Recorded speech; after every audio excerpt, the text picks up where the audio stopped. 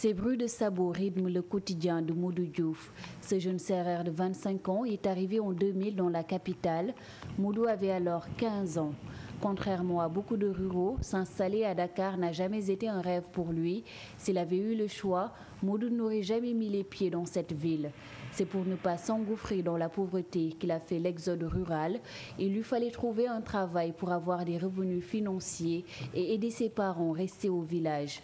N'ayant pas fait l'école française, Modou n'avait pas trop l'embarras du choix concernant les métiers qu'il pouvait exercer dans cette ville. C'est alors qu'il est devenu charretier. J'étais à Bambey et je ne faisais rien à part cultiver la terre. J'étais le seul enfant à la maison pouvant effectuer des travaux champêtres. Mon grand frère était parti, mais quand il a épousé une femme, il est rentré au village et j'ai dû venir moi-même à Dakar, c'était en 2000. Je suis venu pour apporter mon soutien à mes parents restés au village. Après tout, je suis un homme. Je me dois d'apporter ma contribution aux charges financières pour nourrir la maison.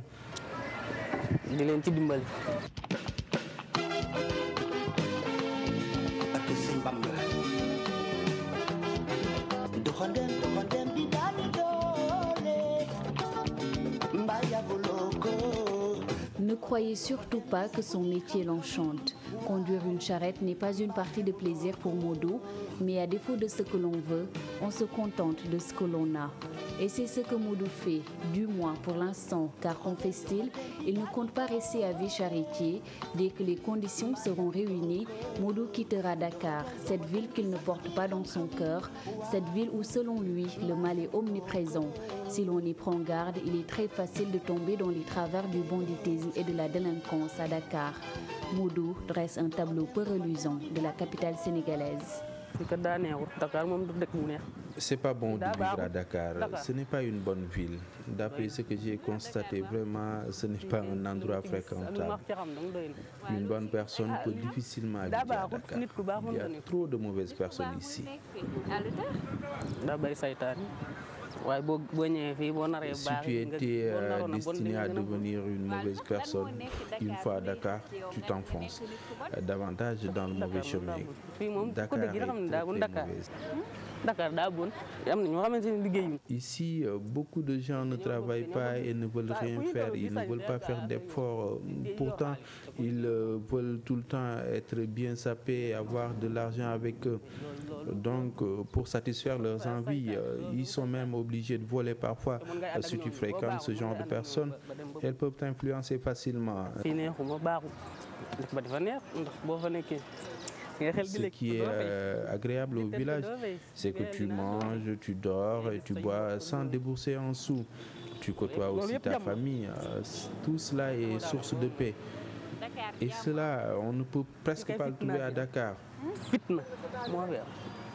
Et si on lui donnait une femme dakaroise, histoire de lui faire aimer cette ville? Rien n'y fait. Modou n'en veut surtout pas. Il épousera une vraie baol-baol comme le veulent ses parents. Aucune femme autre que celle-là ne peut détenir les clés de son cœur. Pour Modou, l'appartenance à la même ethnie et à la même localité est un critère primordial pour choisir celle qui deviendra son épouse. Sous ses airs timides se cache donc un jeune homme très conservateur. Oh, moi je ne veux pas de femme dakaroise. Je veux seulement une femme de Bambey, une baol-baol.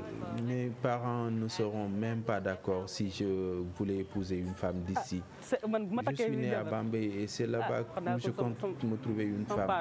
D'ailleurs, ils ont déjà choisi pour moi une épouse, donc moi, franchement, ça, je n'y pense pas.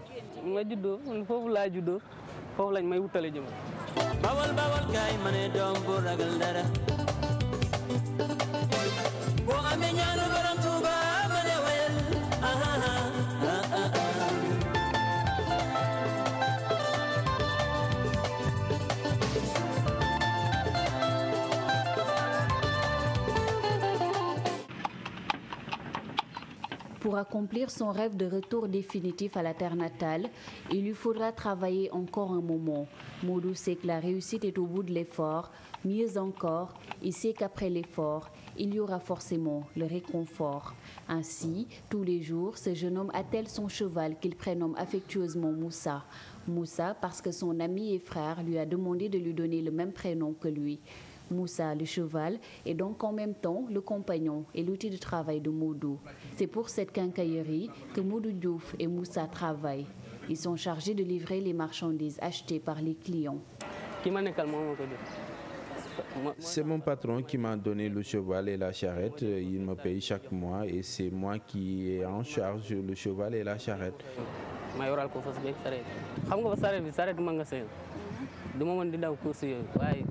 Cette charrette, c'est pour le magasin. Je ne peux donc pas effectuer certaines courses. Mais il m'arrive de faire mes propres courses pour gagner un peu plus dans la journée. Cela, je le fais de temps à autre. Les prix de mes courses varient selon la nature de la marchandise que je transporte, son poids et souvent la distance aussi influe sur le prix. Les prix commencent à partir de 1000 francs, mais tout est question de marchandage.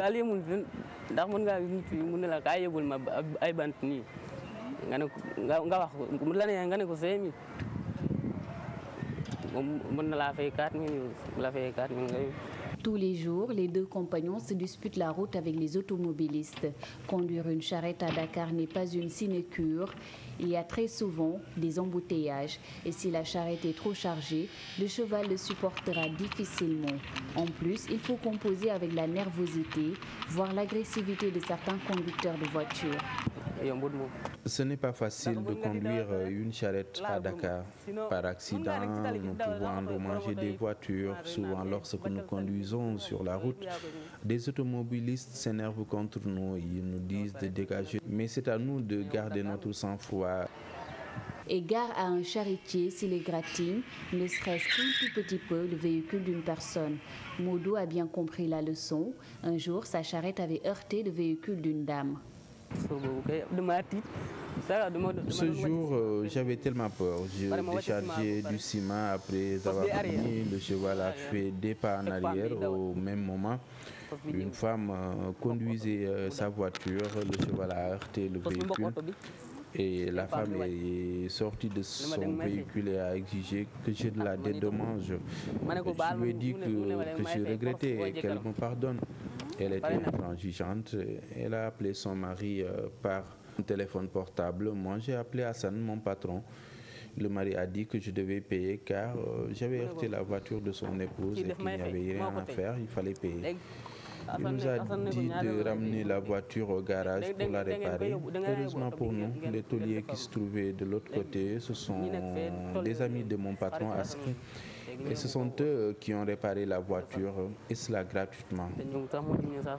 Les chevaux n'émettent certes pas de gaz à effet de serre comme les véhicules, mais ils participent d'une autre manière à la pollution de l'environnement. Fréquemment, ils laissent sur la route des traces de leur passage, des excréments plus précisément. Mais ça, Modou ne sait pas comment y remédier. Oh, on n'y peut rien, je ne vois pas la solution. On ne peut quand même pas arrêter un cheval qui fait ses besoins. On ne peut pas non plus s'arrêter sur la route pour ramasser ses excréments. Donc, vous voyez, on est obligé de laisser ça. Parfois, il y a un manque de véhicules de transport en commun. Dans ce cas, une alternative pourrait s'offrir aux Dakarois. Pourquoi ne pas faire appel aux charretiers pour se déplacer ? Après tout, la finalité, c'est d'arriver à destination, mais vous risquerez alors de contracter des douleurs de dos ou courbatures. Et puis, tout le monde n'a pas le courage de monter sur une charrette, mais aussi, utiliser une charrette comme moyen de déplacement, à moins d'être culturel, n'a rien d'élégant en milieu urbain.